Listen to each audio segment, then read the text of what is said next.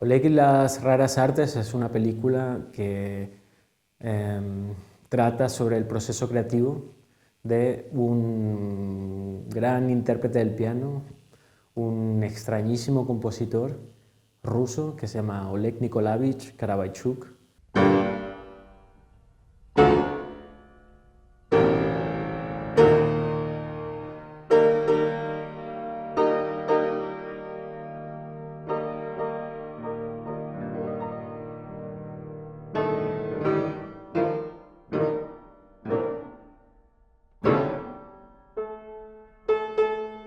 Es una figura bastante enigmática, incluso problemática para los rusos, quienes no consiguen encontrarle un espacio o clasificarlo. Lo bonito que tiene justamente es ese espíritu libre de ser alguien que no se le puede catalogar de ninguna manera. Eh, yo lo conocí, o mejor dicho, tenía música suya, porque yo vi una película de una cineasta ucraniana que se llama Kira Muratova, o Muratova, eh, una película fantástica que tiene que se llama El largo adiós, y la banda sonora la compuso Karabaichuk. Esa música siempre me ha acompañado, ¿no? Esas músicas que están siempre contigo. Un día, viendo vídeos en YouTube, me encuentro con un vídeo de un hombre frente al piano con una bolsa de papel en la cabeza tocando de una manera extraordinaria. Y me interesé por saber quién era él. Empecé a investigar y, ¡pum!, casualidad, me encuentro con que era el compositor de esa banda sonora que tanto me gustó. De manera que hubo allí no sé cómo explicarlo, un bombazo, ¿no? Algo que me empujó a querer ir a Rusia. Y mira cómo son las casualidades que semanas después conozco a una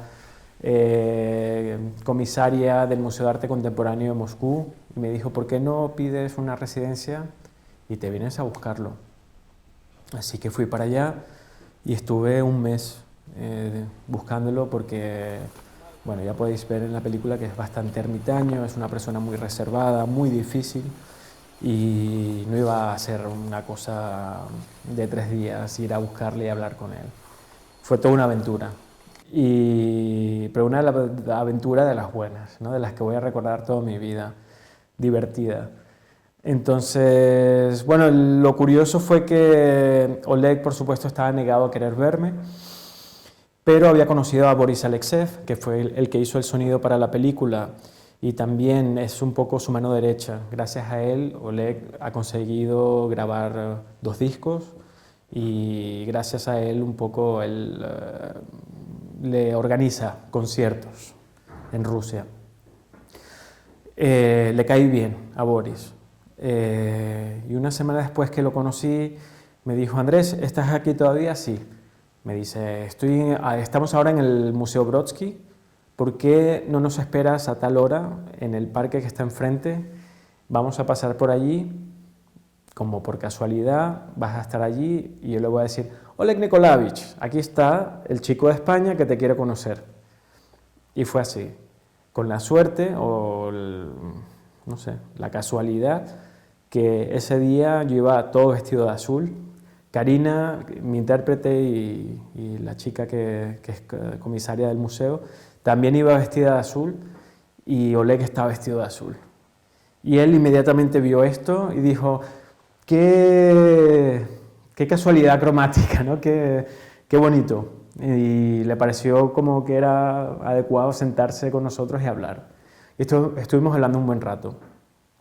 Hablamos de valses, porque en ese momento pues él estaba trabajando mucho en variaciones de valses rusos, y yo, al ser de Venezuela, le comenté que tanto en Perú como en Venezuela hubo una corriente diferente de valses a la que hay en Europa o en Rusia, y esto a él le sorprendió y me dijo, no puede ser, no es posible. Y yo, pues sí.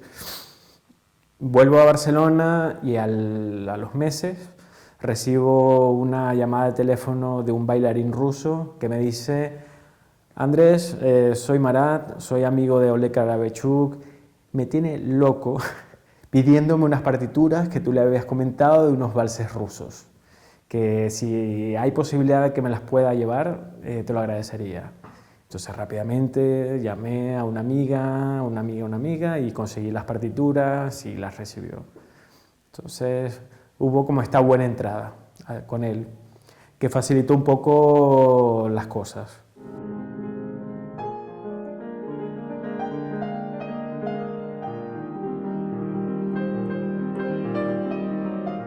Él tenía muchos prejuicios. Él pensaba que yo venía del mundo de la televisión, con esos vicios que a veces tenemos quizás demasiados prejuicios, pero tenía todos estos prejuicios sobre que lo que quería era un poco explotar su vida personal y cosas que de las que él no quiere hablar, incluso su vida es algo que a él no le gusta hablar mucho.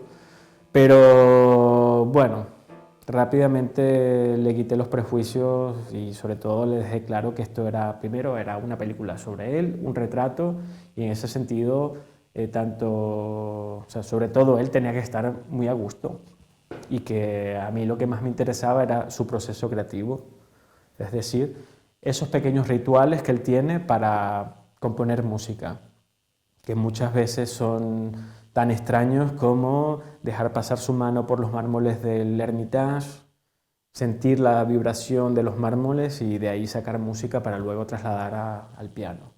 Este tipo de cosas a mí me parecían muy cinematográficas y pensaba que allí estaba como la potencia de la película. Y bueno, fueron 2 años hasta que finalmente se sintió muy a gusto conmigo y hubo la confianza como para empezar a trabajar.